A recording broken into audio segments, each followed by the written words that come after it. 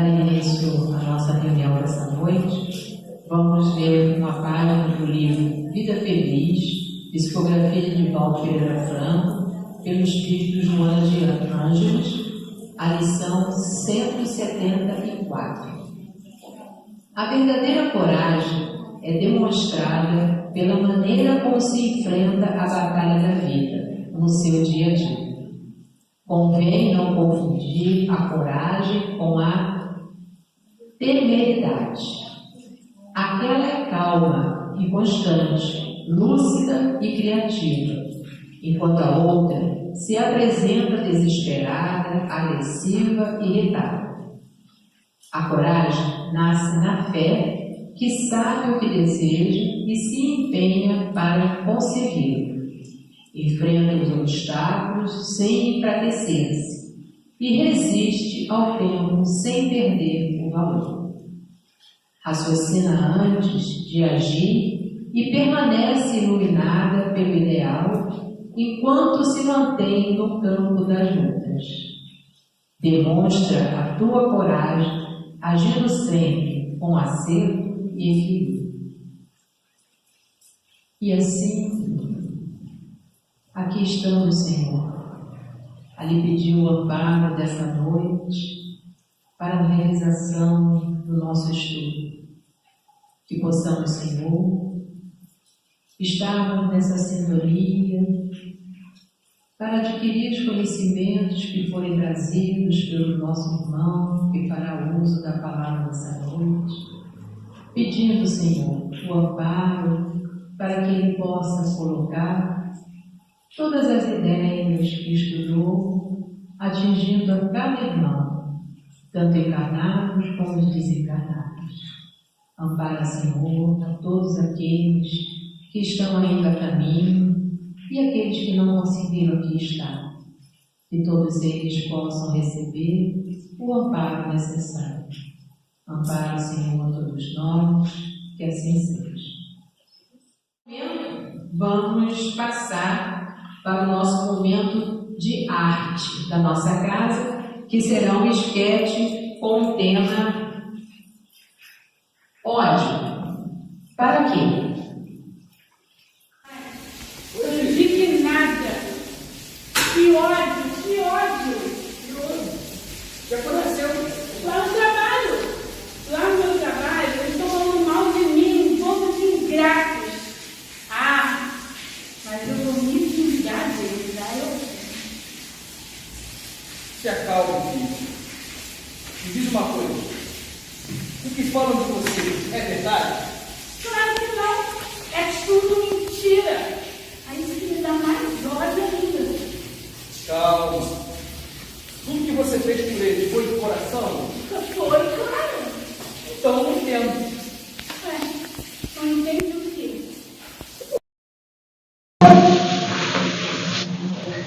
Olha, eles estão me julgando mal. Logo eu, pai. Poxa, o senhor sabe. Eu sei que sou tão bom com todos eles. Mas isso vai chateando, vai mesmo ficar assim.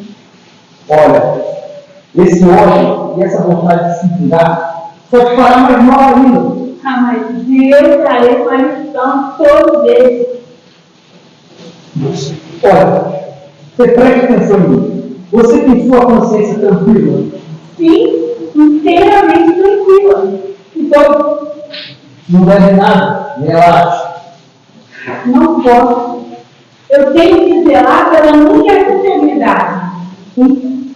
E desde quando sua integridade depende do que os outros pensam de você? Ah, mas é muito chato a gente receber crítica sendo inocente. Preferia ser culpada, então? Não, não mesmo. Mas, sabe, sempre que brotam esses sentimentos em mim, que acontecem essas coisas, ai, nasce um ódio, uma vontade de se vingar, que eu fico com dificuldade de superar tudo isso. Olha, eu sei o que você deve fazer. Por quê? Sente aqui. Bom, primeiro, perdoe. deles. Segundo, em seu coração, retire esses sentimentos que não te fazem bem e te deixa assim, tão fora do controle. O senhor tem razão. Eu vou tomar um banho, me acalmar, pensar um pouco mais, esclarecer. Pai, eu sinto estar a coisa certa. Mas não dá. Nada.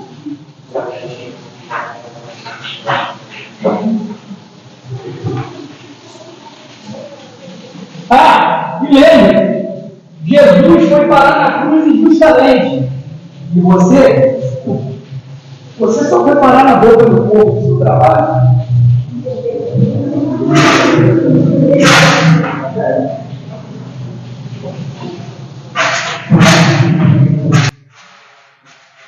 Boa noite para todos. Boa noite, pessoal. Boa noite. É frio, né? Está tudo frio, está gostoso, vai ficar embaixo da coberta, mas hoje nós estamos mais uma vez nessa casa de oração para que nós possamos buscar o benefício de nossa vida, que é a nossa reforma íntima. E é também difícil que a gente teve agora essa ensinação maravilhosa, só tem artista na casa espírita, olha, foi maravilhoso a interpretação. Estou dedicando um pouquinho a existir essa antídoto o ódio e a vingança. O tema de hoje é assim. Eu falei meu nome, falei, ela deve ter falado, não é repetido, meu nome é Maurício Caju Teixeira. Sou um trabalhador espírita necessitado demais. Sou trabalhador lá do Amor Verdade há mais de 20 anos, mesmo assim estou buscando a minha reforma íntima. Obrigado pelo convite da casa, para que não permita a minha vida passar em branco e que eu possa ser um intérprete fiel, porque eu não estou aqui para trazer minhas ideias, ser intérprete fiel dos ensinamentos do Cristo. E hoje, vingança e ódio, vou dar um ênfase muito grande no elixir que nós temos, lá na frente vou falar. E muitas das vezes nós não damos o devido valor. Deixamos dele ao campo, sem abri-lo, sem senti-lo, sem desejá-lo. Muitas das vezes nem temos pensar. Mas antes de falar sobre ele, nós vamos falar sobre o ódio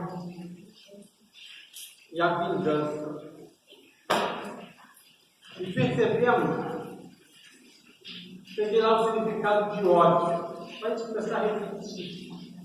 Aversão intensa, motivada por medo, raiva, injúria, antipatia, desgosto, rancor, fúria, inimizade, repulsa contra uma pessoa ou algo. Olha só.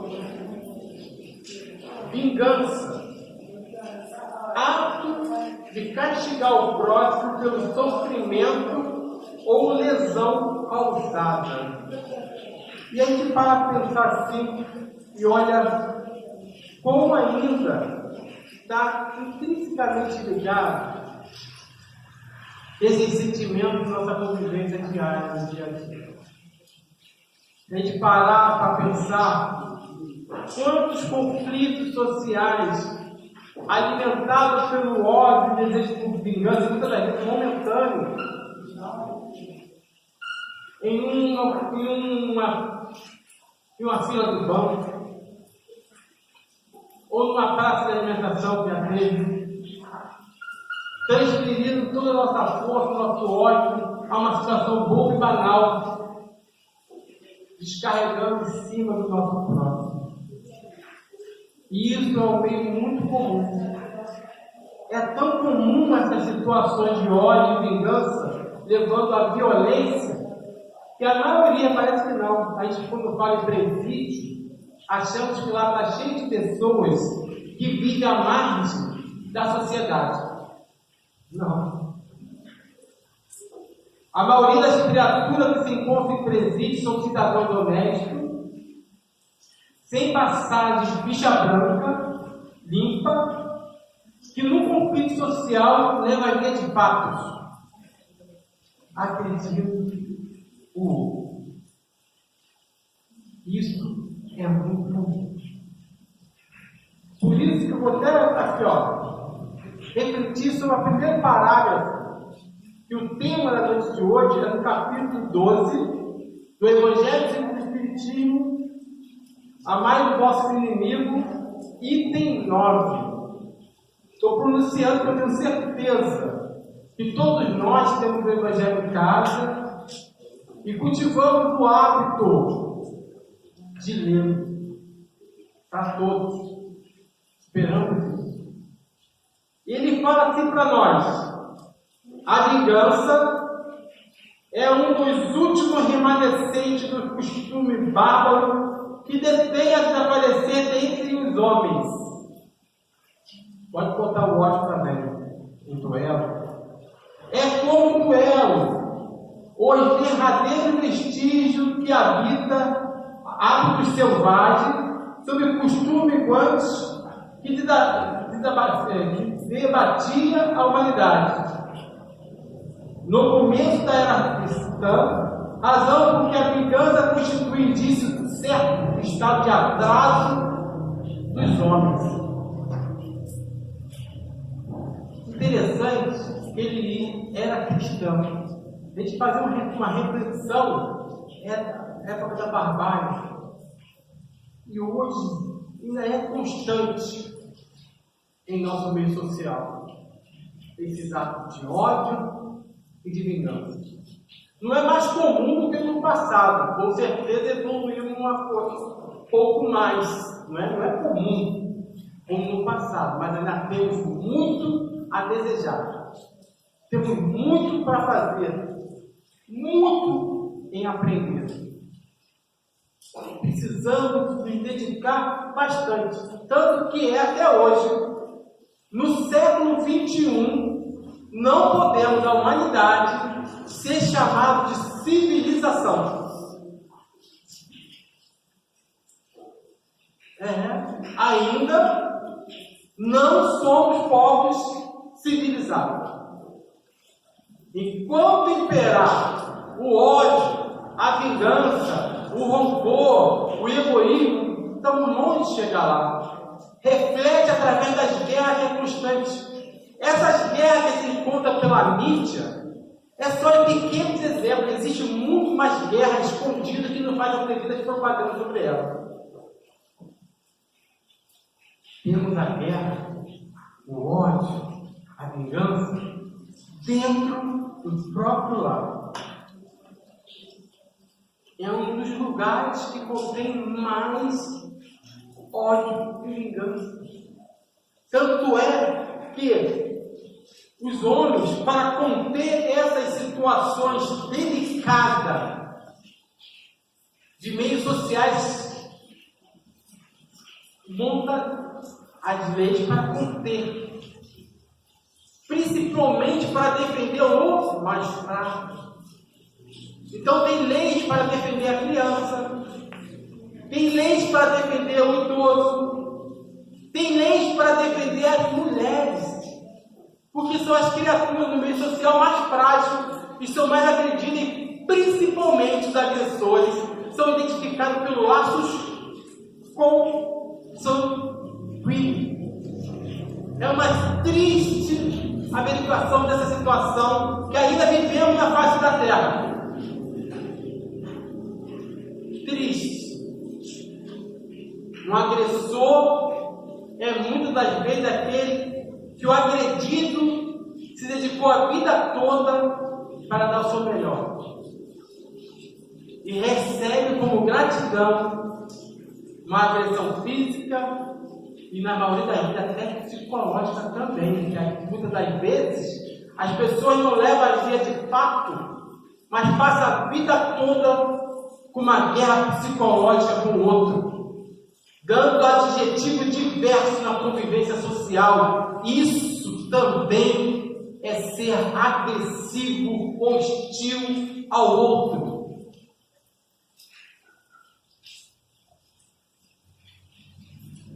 E uma das manifestações que se encontra em nós para exacerbar esse movimento, essa ação contra o outro, é que ainda nós temos dentro de nós, de uma forma muito intensa, infelizmente, o orgulho, o egoísmo.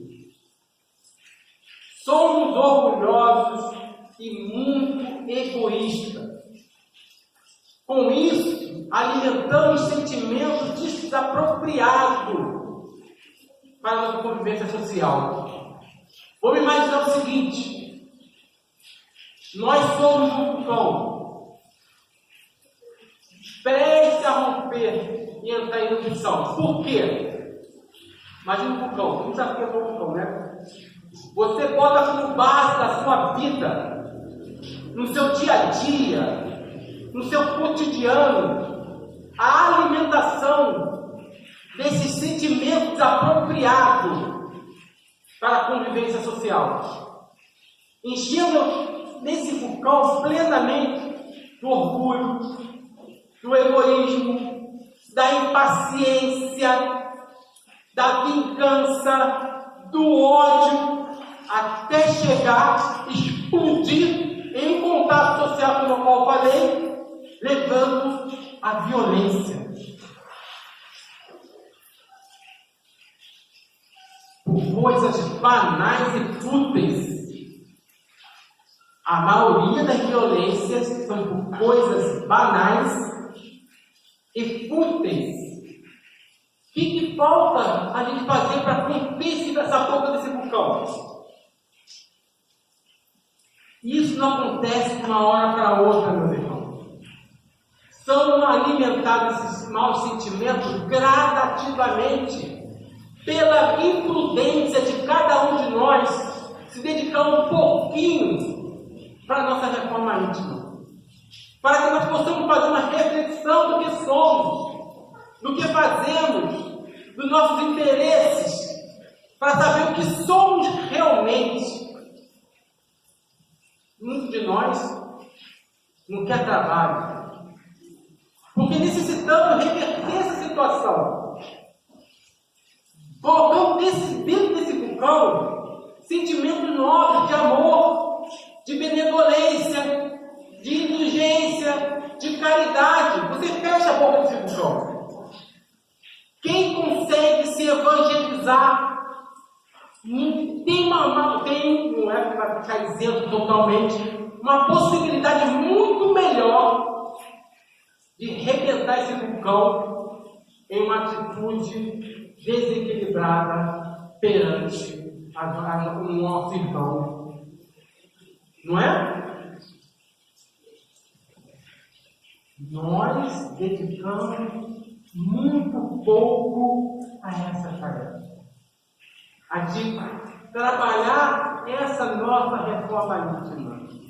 E comecei a introduzir sobre o que eu vou dar ênfase, o que eu vou dar importância a esse trabalho de reforma íntima que muitas das vezes, o trabalho feito pela espiritualidade, que nós, todos nós, não damos o devido valor. O elixir, o antídoto para a nossa alma. Muitas das vezes usando ele como Rivotril. Abrimos sua página e em menos de uma linha dormimos. Melhor do que tomar Rivotril, beleza.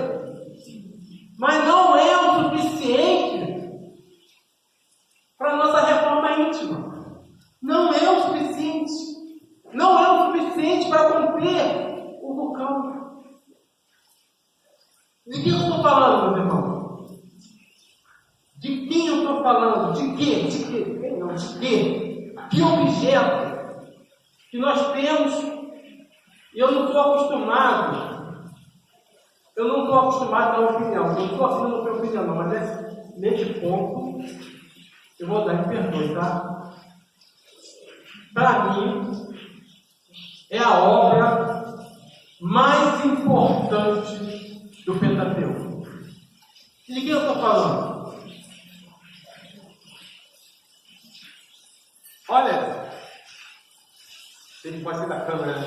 Olha, eu não estou falando da verdade, não. Tem tanto quanto vocês. Fica com vergonha, não. É o nosso Evangelho segundo o Espiritismo. Todos nós temos preguiça de abri-lo, de lê-lo, de devorá-lo.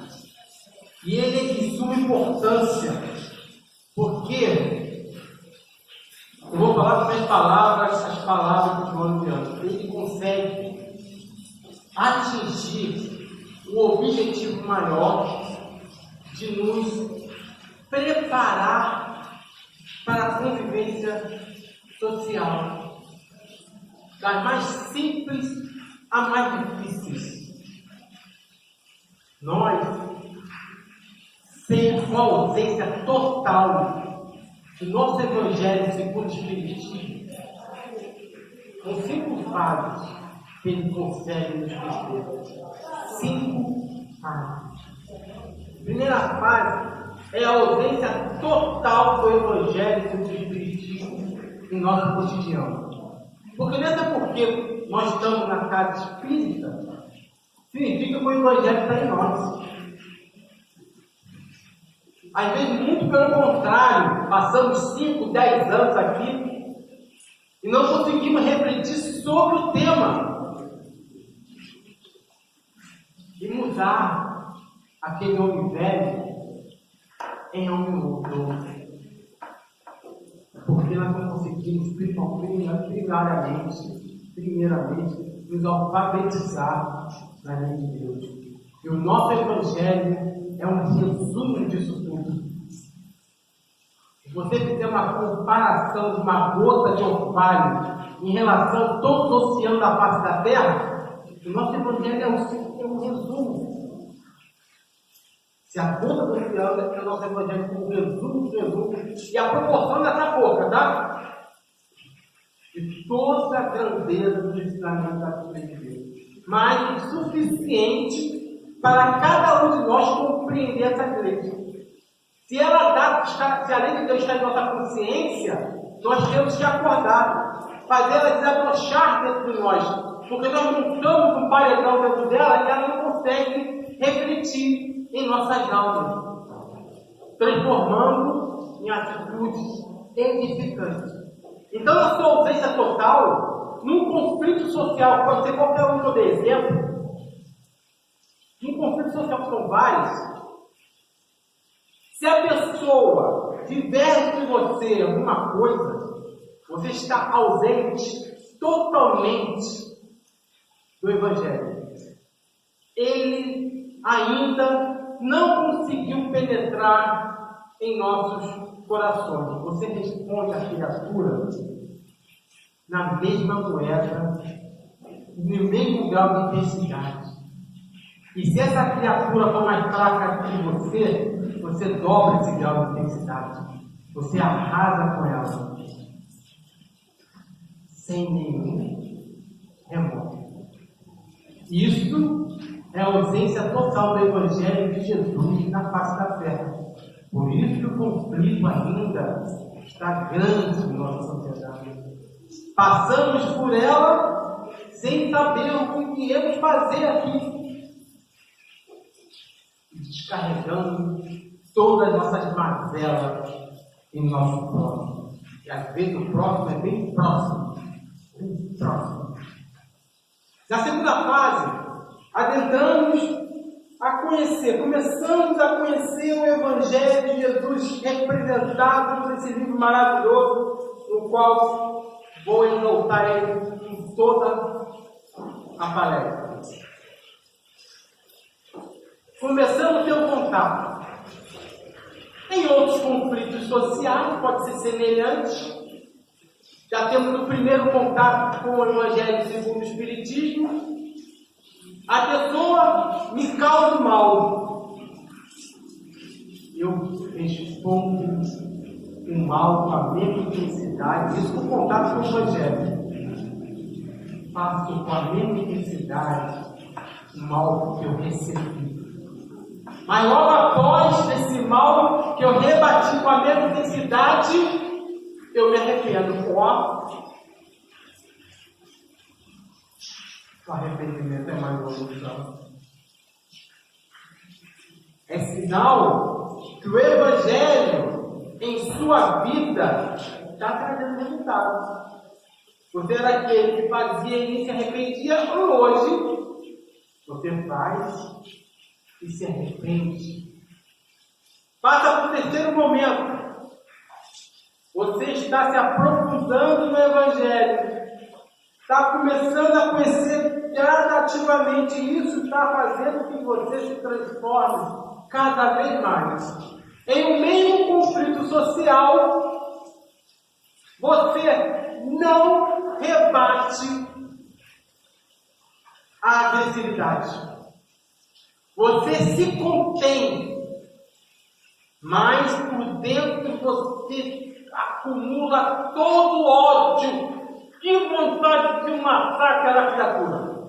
Isso no nosso pensamento. Essa fase é a pior de todas, tá? Porque se demorar para você passar nessa fase, você infarta, você morre. Passa correndo dessa fase, tá? Porque quando você se vira, você extravasa.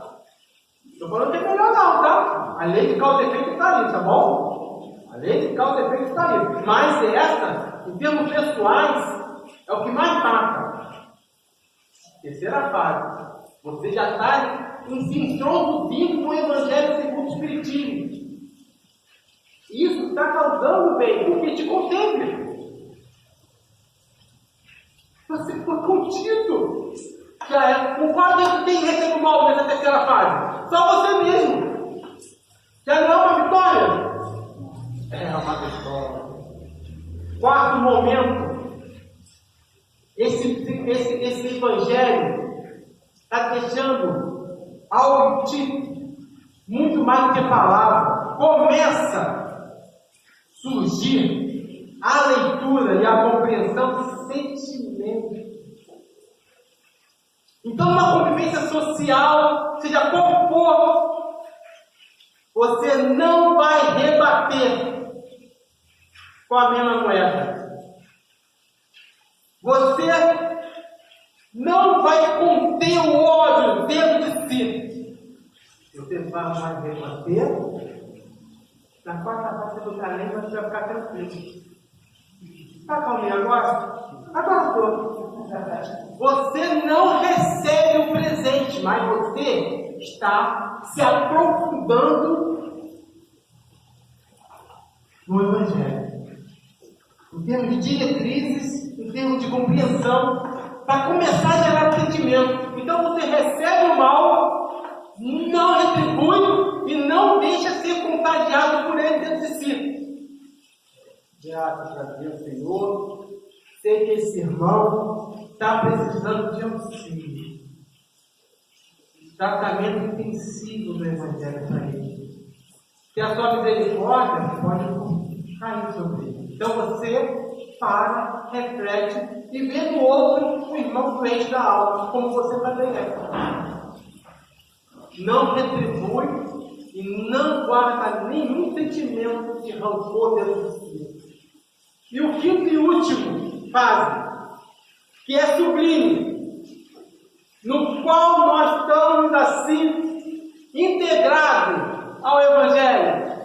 Ele cria uma emoção, uma satisfação grande ao lê-lo. O sentimento brota de mim, de tal ponto ao qual eu recebo uma ação negativa. Eu não quero retribuir o mal.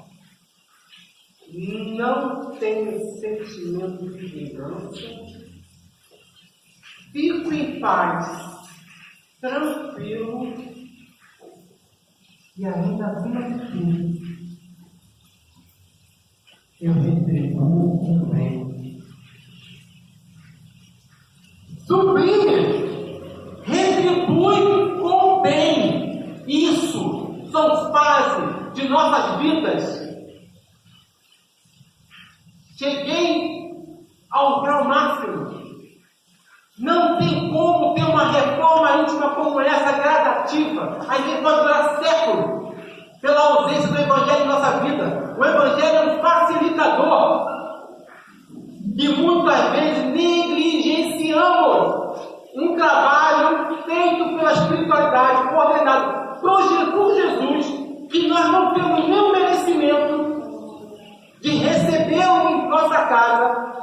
É a misericórdia divina trabalhando em nós, dando uma oportunidade sublime e nós negamos. Criatura que vive dentro de uma casa espírita não consegue ler 10 minutos por dia. Isso é um absurdo. Como que a gente vai tirar o ódio e a vingança da face da terra se nós não conseguimos introduzir dentro de nós esses sentimentos nobres? Para, pensa. Quantos minutos, quantas horas do dia você se dedica ao Evangelho? Para e pensa. Quantos minutos, quantas horas do dia? Não precisa falar não. Aí está. Nesse tempo que você dedica, a sua vontade de mudar. Se você não leu, você não tem vontade de mudar. E estar aqui na casa espírita para receber o conhecimento, o fato e a água santificada tem que estar intrinsecamente ligado à nossa reforma íntima. Nós somos estudantes da vida eterna. E como tal, nós temos que compreender por que nós estamos fazendo aqui. Quer nos favorecer em nossa casa? Mude você primeiro. Quer favorecer o planeta? Mude você primeiro. Quer favorecer o universo? Mude você primeiro.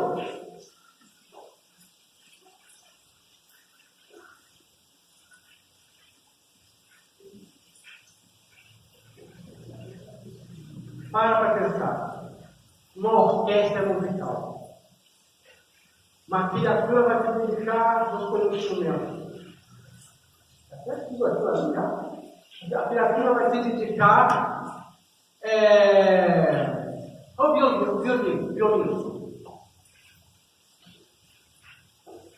Quantos minutos, quantas horas por dia, quantos dias por semana, quantas décadas se dedicando para que esse barulho, porque se você não souber trabalhar ele faz um barulho horrível, um sentimento. Cara, gasta a vida toda para transformar barulho em sentimento numa corda musical de um violino. E sem parar, algumas semanas ele enferruja. Tem que dar continuidade. Meus irmãos queridos, nós precisamos fazer a mesma coisa. Trabalhadores da última hora, porque nós estamos aqui nos preparando para ser trabalhadores. Não estamos aqui para aliviar nossos problemas de casa, não. Estamos aqui para reformar nossa vida. Ser uma criatura melhor. Consequentemente, melhora qualquer ambiente que você participa. Seja sua casa, seja seu trabalho, seja com o vizinho, seja com quem for. A criatura necessita, nas devidas proporções, se dedicar ao nosso Evangelho.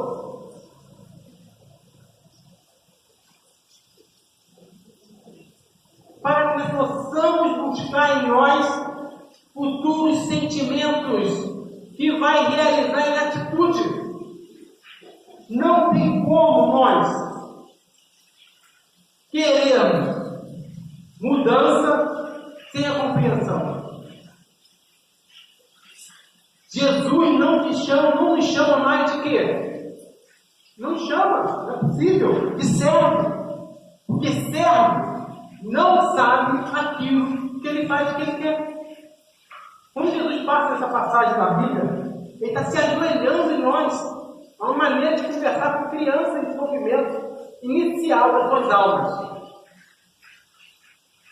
Então ele não quer servo. Porque servo não sabe o que faz. Ele faz. Está ali, move essa cadeira de lá para cá e você move sem saber o porquê. Ele quer me chamar de quê? De irmãos. Porque irmãos sabe o que ele quer. Sabe o porquê faz. Mas ainda mais ele quer. Ele quer mais do que. Eu falei amigos, né? Ele quer mais do que isso. Ele quer me chamar de irmão. Porque irmão consegue exemplificar a palavra do Cristo. Exemplificar. Para que nós possamos chegar a essa categoria de sabedoria, nós temos que se dedicar ao Evangelho. Meu irmão, se nós não temos o Evangelho em casa, e se temos, mantemos ele na prateleira para enfeitar,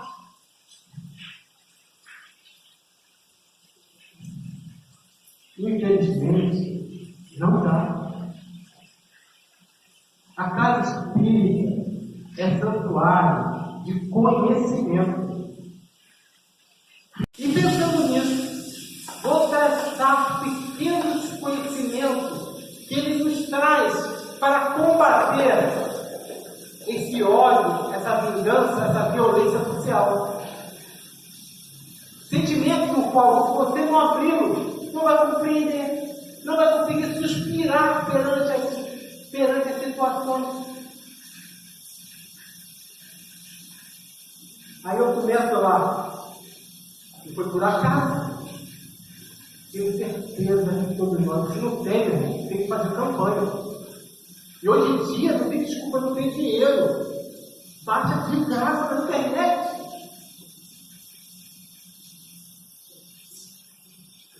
Se não tem como baixar, a casa espírita tem que resolver. Você não pode ficar sem o evangelho lá. Não pode.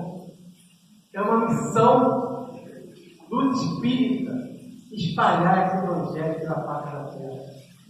E lá, um dos primeiros sentimentos que nós temos que buscar para compreender e para nos favorecer a tampar a boca desse vulcão é bem-aventurados os pobres de espírito.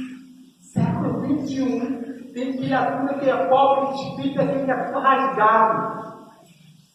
Mas sabemos que pobre de espíritos é os humildes.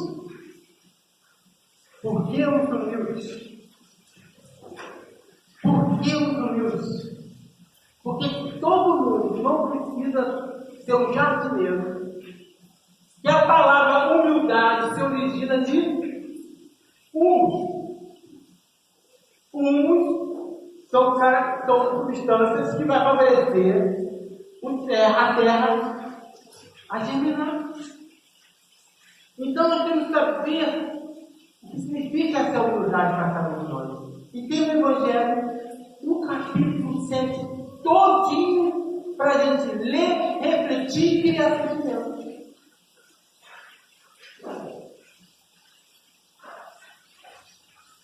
Primeiro sentimento de humildade é porque ele é receptível a todos os outros. Aquele que é humilde consegue captar todos os outros sentimentos que vai brotar essa semente maravilhosa. Na segunda parte, bem-aventurado, puro de coração. E ele equipara aquele puro de coração a uma criancinha, no seu estado momentâneo. Sabemos que são espíritos milenares, mas no seu estado momentâneo é uma criancinha. E por que nós precisamos de pureza no coração? Uma criança, ela é muito receptível ao conhecimento. ela tem que ter boa orientação. Por quê? O puro de coração mal orientado, ele consegue seguir para ser acalentado até pelo malfeitor. Pode ver que uma criança é frágil. E aí, muitas vezes, ele se dirige a alguém, se cola alguém, que explora aquela criatura. Mas ela tem um aconchego, sem compreender que aquele aconchego é do mal. Por isso, puro de coração, nós temos que ter uma orientação boa, clara, sem empecilho, que é o caso do nosso Evangelho do Espiritismo, para que nós possamos ser bem orientados.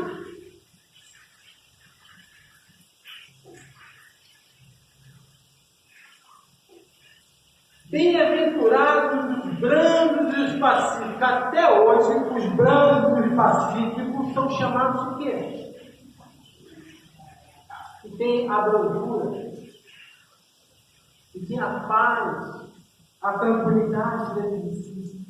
Nessa sociedade revoltada, infelizmente ainda achamos que as criaturas brandas e pacíficas são covardes.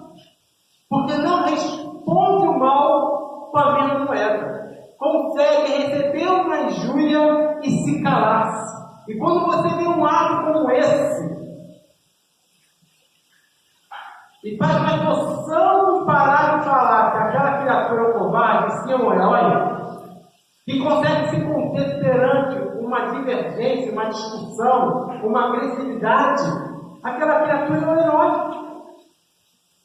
Porque é muito mais difícil não responder no mesmo nível do que responder e agredir o outro.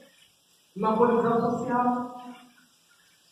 Então, aquele que não responde na mesma moeda, na mesma intensidade, é um herói. E pergunta se a sociedade compreende isso. Muitas nós não compreendemos. E o que faz fazer isso em nós?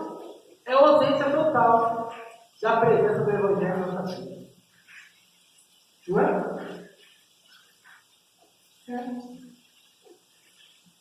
E ainda foi um capítulo. Amar os vossos inimigos. Aí fica difícil.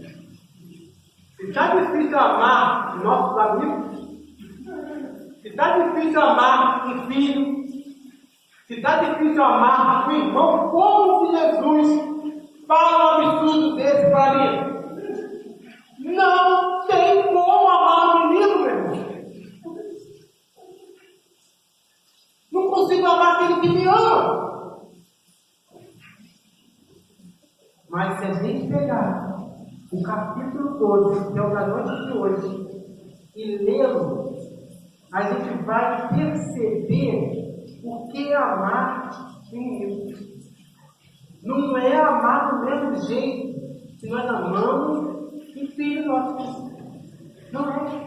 Porque amar o inimigo não tem sentimento como ternura, confiança, amizade e simpatia. Então não é amar do mesmo jeito que nós amamos um filho.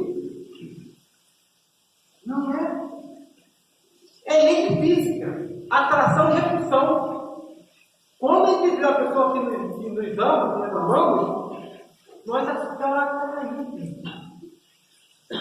Nós gostamos, nosso coração bate de uma forma alegre, equilibrada e satisfatória com a presença daquela criatura. Quando entra um inimigo, é totalmente o contrário. É uma repulsão muito grande. É um calafrio, é uma raiva, o coração acelera, é uma insatisfação. E se a situação for tão grave, até é importante evitar o meio social. Vai para um cantinho, evita momentos piores. Senhor Jesus, Pai amado, que eu possa controlar meus sentimentos de ódio, de rancor, que quer gerar vingança pelaquela criatura. Ajude-me a superar. Isso no capítulo 2.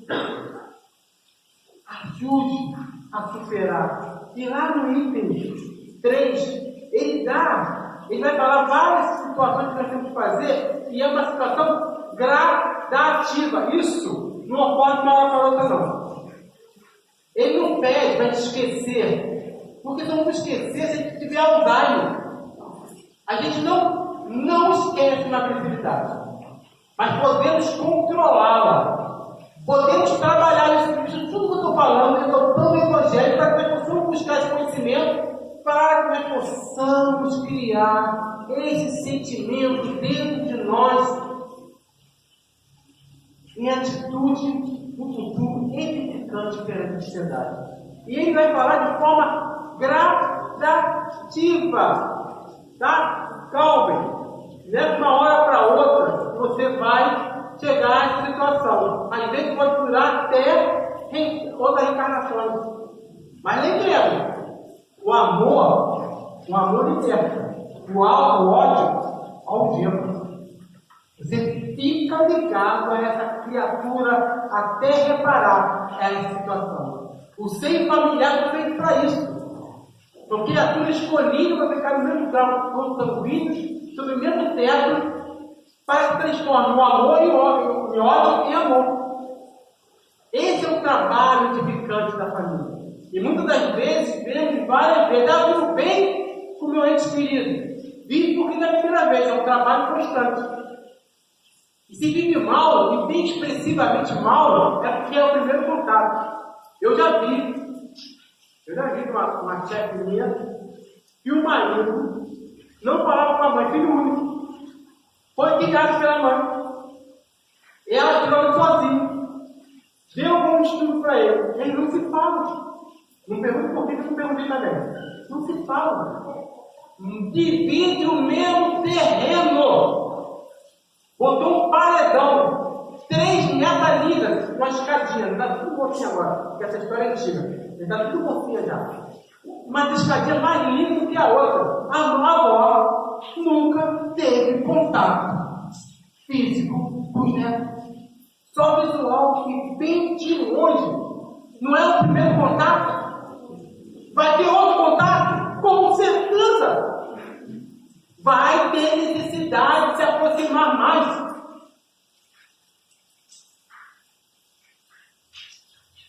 Então, uma das lições que fiz no Evangelho, para cortar todo esse mal que existe na face da terra, ele nos fala aqui, ó. Amar o inimigo não é, portanto, ter uma afeição que não está na natureza. Não tem na natureza amar como amamos o nosso querido. Visto que o contato com o inimigo nos faz bater o coração de um modo muito, sou eu, tá? Muito diverso do seu bater ao contato de um amigo.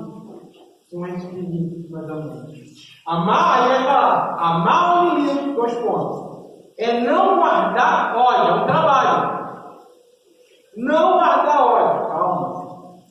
Fique guardado, toda vez que você pensa naquela criatura, você está vendo, pensou nela. Que vontade de fazer o que ele me fez. Então você tem que controlar. Toda vez que acontecer isso, ore. E ore, principalmente pelas criaturas que você tem ódio. Porque se ele está no Japão, ele vai reencarnar, se você não conseguir reparar. Ele pode morar no Japão. Se você não conseguir reparar, ele vai morar no seu grande tempo, na próxima oportunidade. Tenha certeza disso. Ame. Calma. Controla. Nem rancor e nem desejo de vingança. Então, é a primeira fase. Esses 3 detalhes é para você conseguir equilibrar o sentimento. Não vou fazer mal a essa criatura, mesmo que eu esteja com toda a razão do mundo. Do mundo não, do universo. Não posso, não devo fazer isso para comigo mesmo. Não é pensando no outro não, meus irmãos. Pensa em ti, porque você vai evitar várias doenças. Você vai viver em paz. A maioria das doenças que existem na face da Terra é psicossomática, é mental, atingindo os órgãos físicos, porque nós temos atitudes desequilibradas. E um remédio para isso, inicialmente, trabalhando com profilaxia, que depois profilaxia, esse palavrão, prevenção, é o nosso evangelho. Se o negócio atingir um tal muito grave, e você empurrou para a barriga de muitos anos, procura o médico. E aí você trabalha tanto o corpo quanto a alma. Procura o médico. Porque não é tudo que a religião resolve, não. Porque a situação às vezes está grave. Então, a primeira situação que nós temos que equilibrar é isso. Respira, ore, peça ajuda ao seu anjo da guarda. É perdoar-lhes o perdão, sem passamento oculto e sem condições. É perdoar verdadeiramente. Não é perdoar falsamente. Finge que tem lá o pior vingança que existe é você ser falso, guarda sua mágoa e seu ódio, sorri amigavelmente àquele que você odeia, dá uma oportunidade você lançar o seu veneno. Eu nem queria.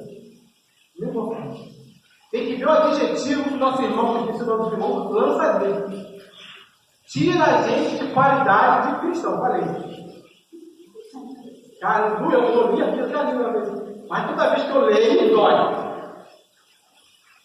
Tira nós de qualidade de cristão. Vou até agora, pode falar. Para tu ver como é a situação. Então, perdoar não é esquecer. Perdoar é trabalhar em você esse sentimento negativo, sem pensamento oculto nenhum. É um processo. É um processo. Aí vai além. O mal que causa a outro, sem condições de mal assim. E não opor obstáculo à reconciliação. Calma, não é esse o obstáculo. A reconciliação é a espiritualidade. Depois de você recuperar, se melhorar, ele vai te dar a oportunidade de você se reparar. Ou deixar a pessoa se reparar para você. Vai dar a oportunidade. Não que recupere agora essa oportunidade para não precisar vir no mesmo presencial. Ame ele agora, que é mais fácil. Você vai ver de vez em quando. Porque todos nós temos nosso lado bom e mal. Nós, ninguém aqui é santo. Então não pode ter obstáculo à reconciliação. Não quero ver ninguém bom. Não é assim. Porque você vai ter. Se não for nessa, você vai ver todo dia. Vai dar por dia, meu amor. Tá? Vamos fazer barulho. É desejar o bem e não o mal. Então, olha a sublimidade. É desejar o bem. É aquele parâmetro. Não o mal, é o quarto parâmetro. É o quarto parâmetro, ó. É desejar o bem e não o mal. É gradativo. Está chegando lá. É experimentar júbilo em vez de pesar. Alegria. Ele está se dando bem, graças a Deus. Deus acaminha ele. Vai com Deus, graças a Deus. Deus continue ajudando ele. Verdadeiramente. É sinal que você está tendo curado.